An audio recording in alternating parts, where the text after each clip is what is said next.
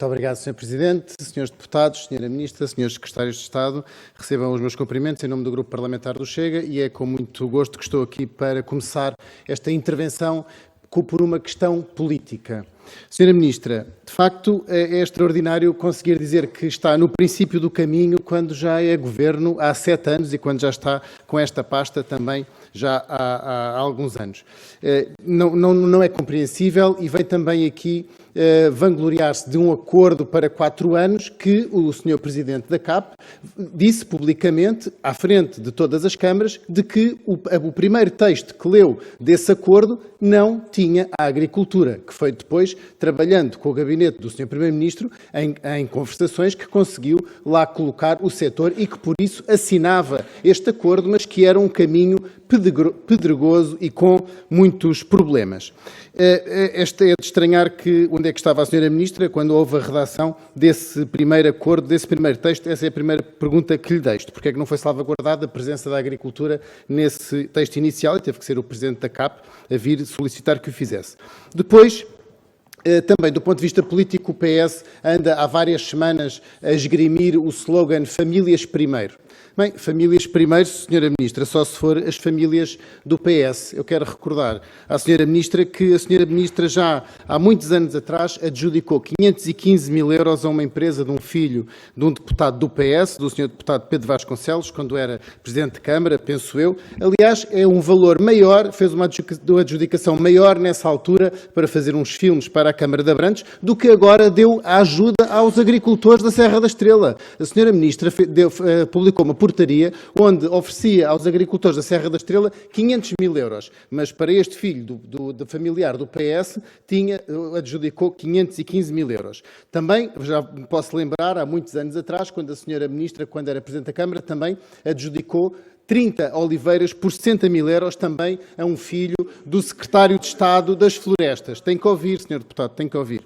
E agora a senhora está ali ladeada por dois secretários de Estado que, a meu ver, estão enfermos. A senhora Secretária de Estado, Teresa Coelho, está enferma porque o seu marido ganhou também ajustes diretos, é sempre a figura do ajuste direto, sempre redundante, sobre uma empresa para ganhar os ajustes diretos. Eu sei que isto incomoda muito a bancada do PS, mas eu pedia que me ouvissem, por favor, que tenho o meu direito, o meu mandato é legítimo e posso usar o meu tempo como eu entender. Portanto, gostava que trouxesse esclarecimentos como é que as câmaras do PS continuam a adjudicar aos familiares de deputados e de governantes do PS ajustes diretos de valores altamente importantes. E, Sra. Ministra, não sei se está com medo de perder o seu cargo de Ministra da Agricultura, porque se calhar a Sra. Secretária de Estado por este caminho vai chegar também a Ministra da Agricultura. E gostava que me respondesse a isso, já o Sr. Secretário de Estado que está ao seu lado, a seguir à Sra. Secretária de Estado, Teresa Coelho, também está enfermo. Também está enfermo pelo caso do agricultor Luís Dias. Certamente somos todos conhecedores aqui do caso do Luís Dias, agricultor que já há vários anos tem um diferendo com o Estado, e não vou aqui resumir, porque já até foi alvo de uma audição parlamentar. Mas, Sra. Ministra, o que eu lhe quero perguntar é, o seu desespero é assim tão grande que não foi capaz de visitar humanamente o Sr. Luís Dias, que esteve em greve de fome? O Sr. Luís Dias fez 3 greves de fome, a Sra. Ministra não foi capaz de o visitar nem uma única vez, nem mandar o seu chefe de gabinete, nem mandar alguém saber se estava tudo bem, nem saber o que é que estava a acontecer.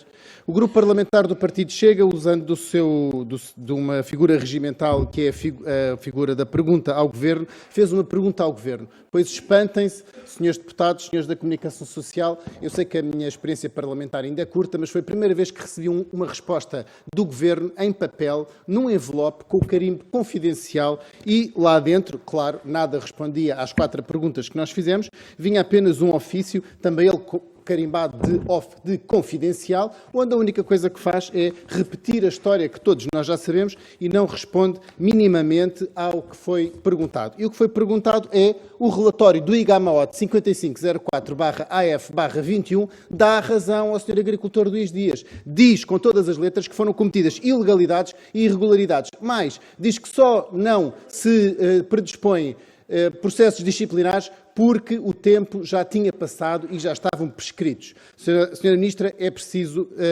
responder a estas duas questões. Obrigado. Muito obrigado, Sra. Ministra. Quer dizer que a Sra. Ministra, em maio, desconhecia a invasão da Ucrânia, as previsões macroeconómicas que eram dadas pelo Banco Mundial e pelo Banco Central Europeu, desconhecia que que estávamos em seca desde outubro do ano passado e desconhecia o problema da disrupção das cadeias de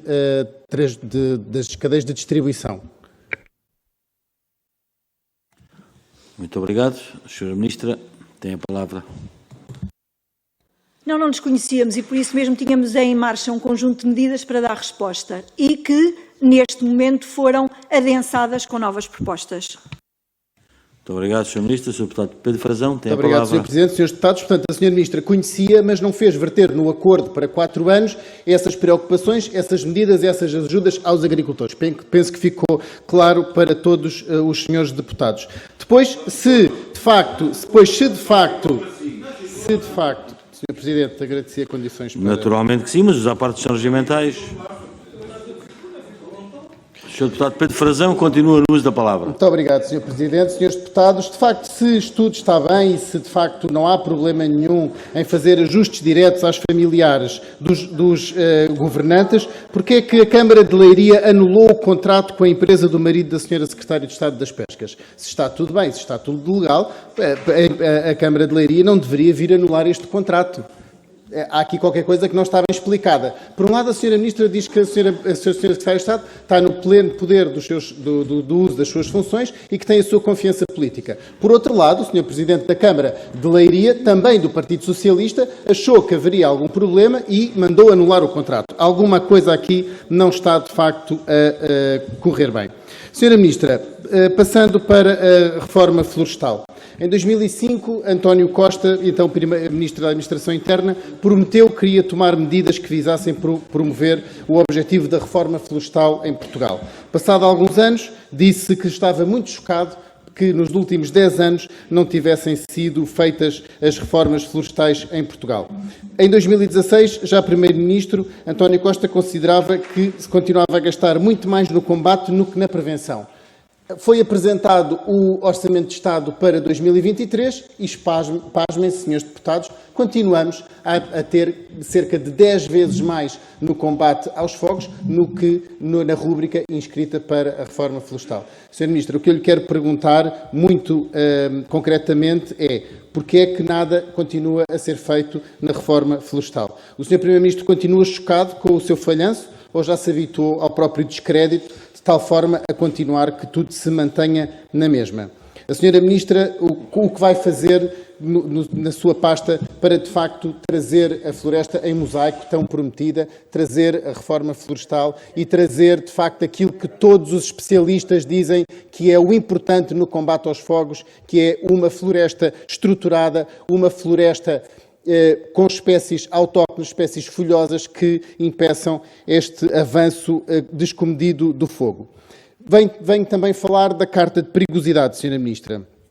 Qual é a sua posição face à Carta de Perigosidade? Nesta Comissão ouvimos as mais variadíssimas instituições e muitas CIMs, aliás a própria CIM de onde a Sra. Ministra é originária, para onde vai hoje, para Santarém, e todas elas colocaram entraves e colocaram